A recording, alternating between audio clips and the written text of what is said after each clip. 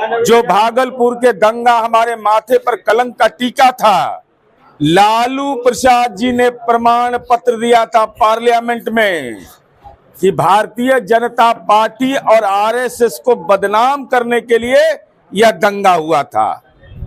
तो आप हम पर आरोप लगा रहे हैं। अरे हम तो बीजेपी के साथ होकर के भागलपुर के दंगाई को, जिसको आप सोना का मुकुट पहनाते थे, हम कैद खाने तक हमने पहुंचा दिया। दंगा पीड़ितों को 15 वर्ष तक आपने सुध नहीं लिया, हमने उनको न्याय दिलाया। और हिंदुस्तान के इतिहास में पहली घटना है यह कि जो दंगा पीड़ित विस्थापित हो गए थे, गांव छोड़ दिए थे, उनको उनके मकान और जमीन पर हमने कब्जा दिला दिया। केवल कह रहे हैं कि आप केवल टोपी पहनते हैं, उसके बाद आपको कोई। अरे टोपी पहनाते हैं इनके जैसा हैं।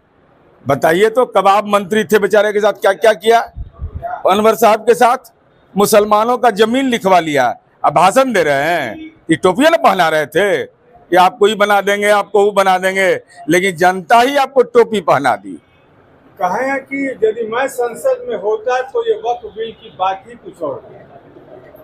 लालू जी ने कहा है, आईसीयू से बोल रहे हैं, जाते समय वो नहीं आज ट्वीट भी किए हैं कि आउटसोर्सिंग वाला ट्वीट इनका रहता है। तो आउटसोर्सिंग पर हम नहीं बोलते हैं, तो परमानेंट वाला पर बोले तो अच्छा है। और लालू जी सदन में आप नहीं हैं, सदन में रहते तो 43 बीघा जमीन में बनता आपको पटना में। 468 करोड़ का माल ये फरिया है पटना में, 156 करोड़ का बंगला फ्रेंड्स कॉलोनी में, और दिल्ली में फार्म हाउस। तब न हुए सजा याफ्ताब, तब नीतीश कुमार जी को मुफ्ती मोहम्मद सईद अवार्ड मिलता है और आपको मिलता है होटवार जेल का कैदी अवार्ड। सबसे बात है वक्फ board bill pay Lalu ji ने 2010 में बंगला की प्रॉपर्टी को लेकर कहा था कि बिल आनी चाहिए, और फिर जाके बैठे गर्दनी बाग में। आखिर ये कौन सा उनका? नहीं, एकदम असत्य बोल रहे हैं। ये कुछ भी नहीं किए उस मामले में, सत्ता भोग रहे थे। और हमारी जो कमेटी है वो हाई कोर्ट भी गई, हाई कोर्ट सब चुनाव भी जीते उस मामले में। अभी सुप्रीम कोर्ट में ये मामला चल रहा है। इनको चिंता है, इनको तो मौका मिलता तो वो भी लिखवा लेते। मानते हैं कि कुछ मुस्लिम संगठन जो हैं वक्फ बोर्ड बिल की जो अंदर की सच्चाई है उसको गलत तरीके से परोसते हैं। देखिए, वक्फ बिल के बारे में बहुत सारी भ्रांतियां फैलाई जा रही हैं। सच यह है कि अगर मठ और मंदिर है तो नीतीश कुमार जी को मुख्यमंत्री चार दीवारी योजना क्यों चलानी पड़ी?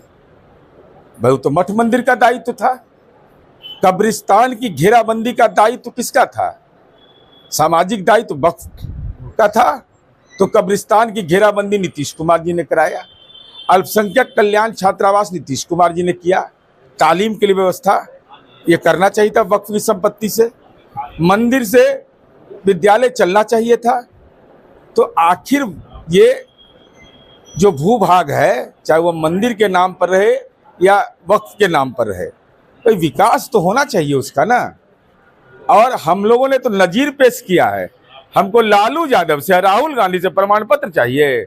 नीतीश कुमार जी ने 110 करोड़ रुपया वक्फ विकास बोर्ड के लिए दे करके, और उसका उदाहरण है अंजुमन इस्लामिया हॉल।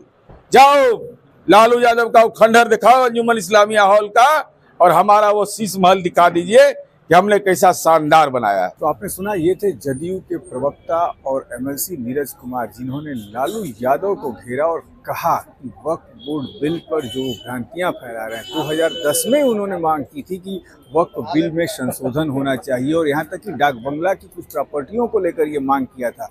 लेकिन जब वक्फ बोर्ड बिल ला दिया गया, पास करा दिया गया, तो फिर लालू यादव को ये भ्रांति क्यों है, अफवाह क्यों फैला रहे हैं। अब देखना ये होगा कि तेजस्वी यादव इसका किस तरीके से जवाब देते हैं। इस पर भी नजर रहेगी। आप